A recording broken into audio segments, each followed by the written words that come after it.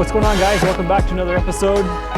We're back out on the ice. Last time I was out with Cameron and we were looking for walleye, but then we ended up stumbling upon a whole bunch of smallmouth bass. And we only stumbled upon them at the end part of the day. Now I knew that the area we caught the bass was where I saw the bass last in the fall, and I figured that the walleye would be there too.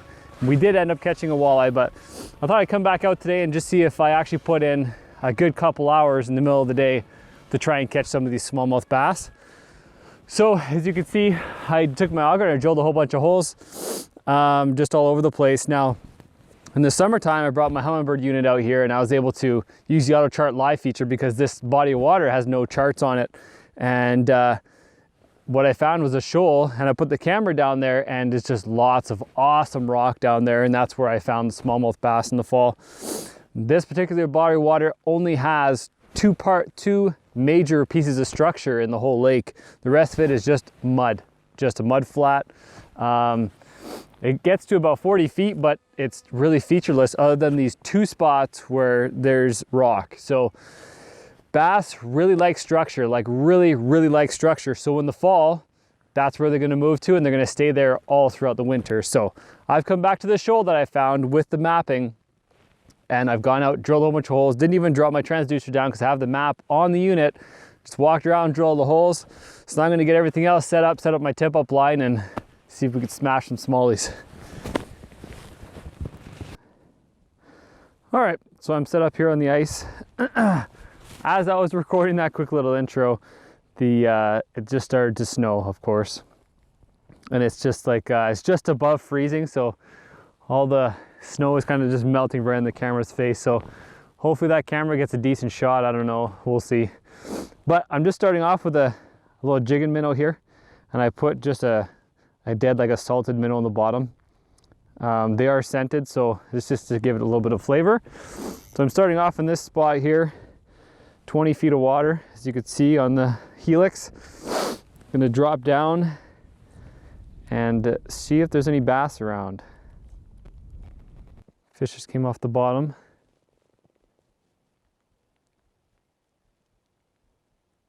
Here we go. There we go. First fish on. Oh, he feels like a good one too. Get this deucer out of the way.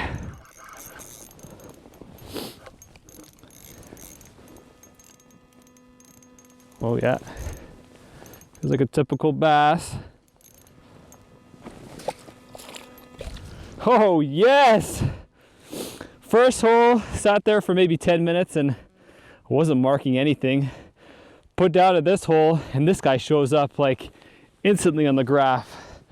Yes. All right, first fish of the day, check that out.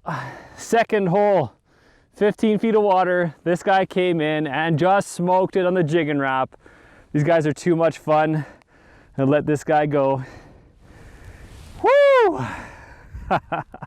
Let's go smallies. Whew. Okay, 15 feet of water. Send this guy back. Wham! Man, can't get enough of these smallies. This guy choked on the Jig and Wrap. As soon as I saw him on the graph, he came up pretty hard. He didn't hesitate and he gobbled that thing. Even though water's really cold, they should be really lethargic. These guys are still active right now. I'm gonna get a fresh minnow on here, get back down there. So I thought this would be a good time to talk to you guys about my top baits that I use to target smallmouth bass through the ice. You may have stuff that works better for you, but this is just what I have found has worked really good for me. My number one bait that I always tie on, you'll probably notice from these last two videos, is the Jig and Wrap. It's just got that awesome profile. It looks like a minnow. You jig it up and it kind of glides around. You could attach a minnow on the bottom. Some people have different preferences. They put a whole minnow like you saw me do with the first fish. They'll put just a minnow head, just a minnow tail. For me, it's just adding extra scent, and sometimes it makes a difference, sometimes it doesn't. If the fish are super aggressive, then they're gonna hit it regardless.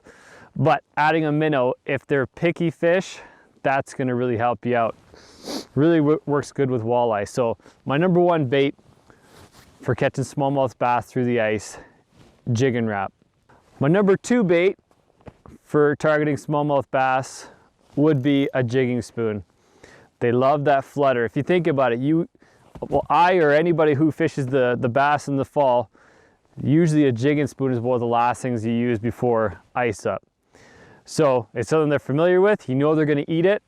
Try it in the wintertime. It's the same effect. I rip it up and down, and then as they get a fish's attention, I always tip it with the minnow. As I get their attention, I flutter it right in front of them, and that usually triggers a bite. Sometimes they want it jigged up and down, but a lot of times I'll just sit there and flutter the minnow in their face and they'll come up and eat it.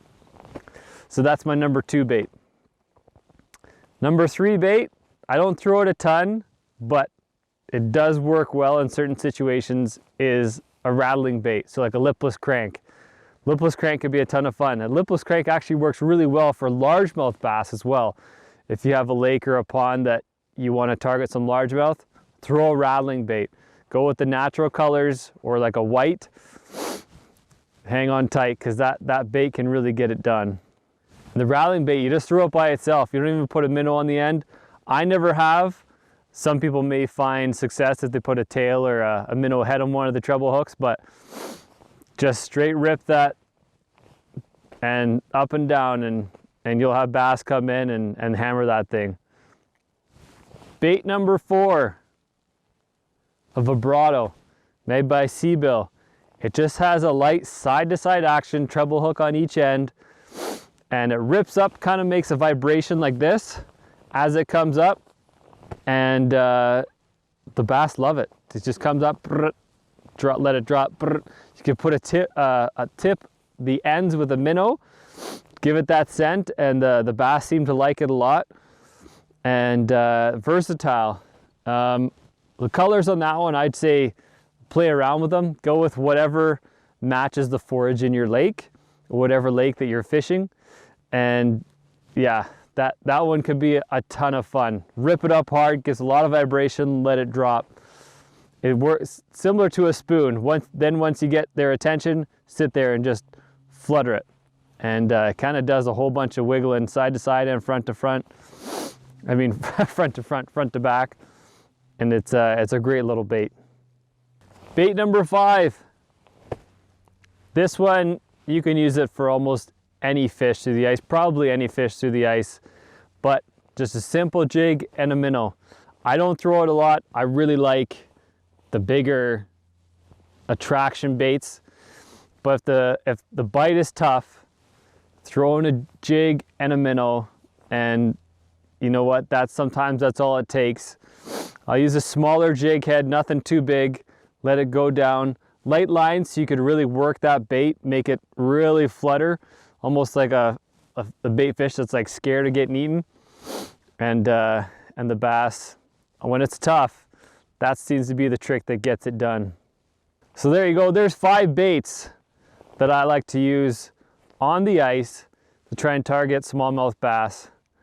I'm hoping I get a few more here. I might have to start hole hopping again, but try those 5. My number 1 is always the jig and wrap. I'll always start with that, but experiment with all 5. Jig and wrap may not work amazing in your lake. They may like the spoon bear, they may like the vibrato better, they may like the rattle bait a ton, but experiment with that. Those are 5 awesome baits that can help you catch smallmouth bass through the ice. Well, that's going to wrap up this episode. Hope you guys enjoyed it. Hope you guys try one of those 5 baits. Hopefully at least one of them helps you out. I know I really enjoy using those baits, jig and wrap being my number 1. Give it a try. Hopefully it helps you out. We'll see you guys in the next one.